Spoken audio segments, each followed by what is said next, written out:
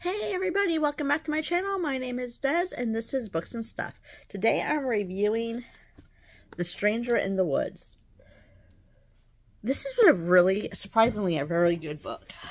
I'm not a woodsy person. I'm not a camper. I am not, well, I'll camp if I'm in a motorhome with, running water in a restroom.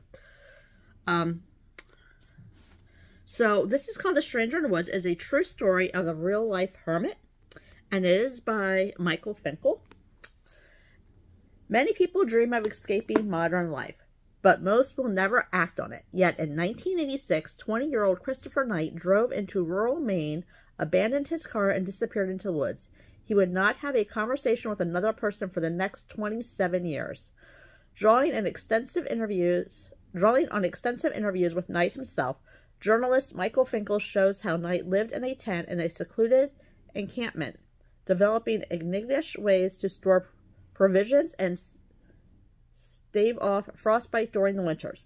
A former alarm technician, he stealthily broke into nearby cottages for food, books, and supplies, taking only what he needed, but sowing unease in a community plagued by his mysterious burglaries. Since returning to the world, he has faced unique challenges and compelled us to re-examine our assumptions about what makes a good life. By turns rewriting and thought-provoking, The Stranger in the Woods gives us a deeply moving portrait of a man determined to live his own way.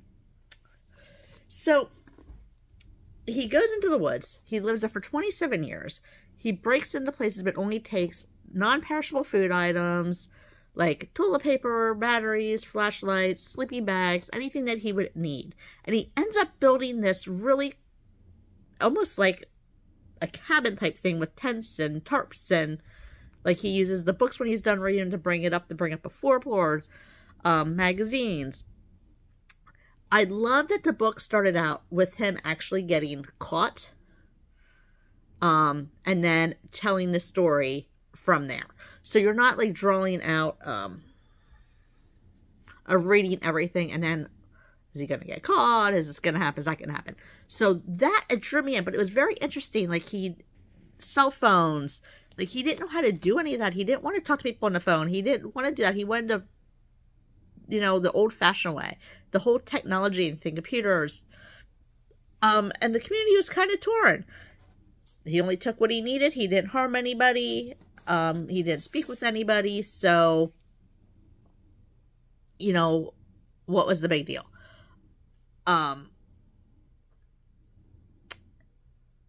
So it was kind of a very torn thing. Obviously, he had to go through some, psychiatric things, and he had some other things to do. I believe, if you Google him, that he is still living today somewhere in Maine. His family was there, everything, so his family, nobody knew where he was. Nobody would do it. And he did talk to this gentleman, but the conversations, everything was very interesting. I was recommended to me by one of the scout leaders for my son's scout troop, and I was surprised at how much I really, really enjoyed it. So definitely check it out, even if it's not something you think you would like. If it's something you think about, just wish I could escape from my life. He literally escaped from his life for 27 years, completely on his own.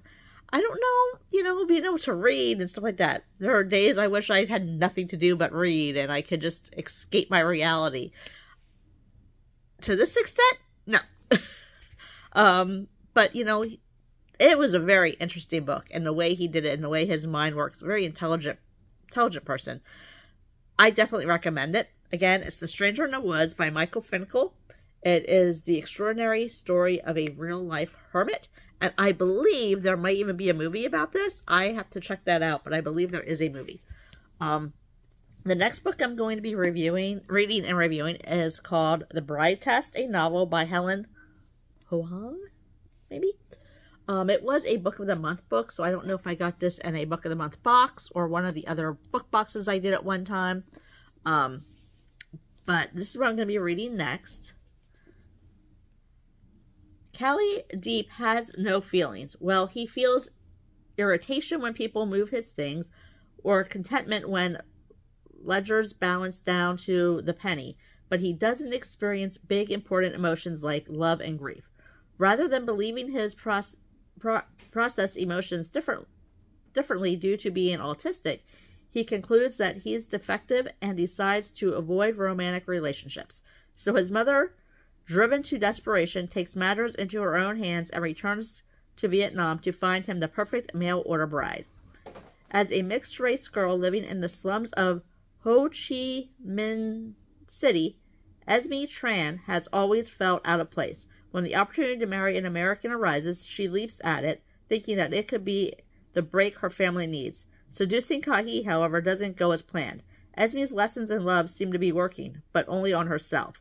She's hopelessly smitten with a man who believes he can never return her affection. Esme must convince Ka-hee that there is more than one way to love, and Ka-hee must figure out the inner workings of his heart before Esme goes home and is an ocean away.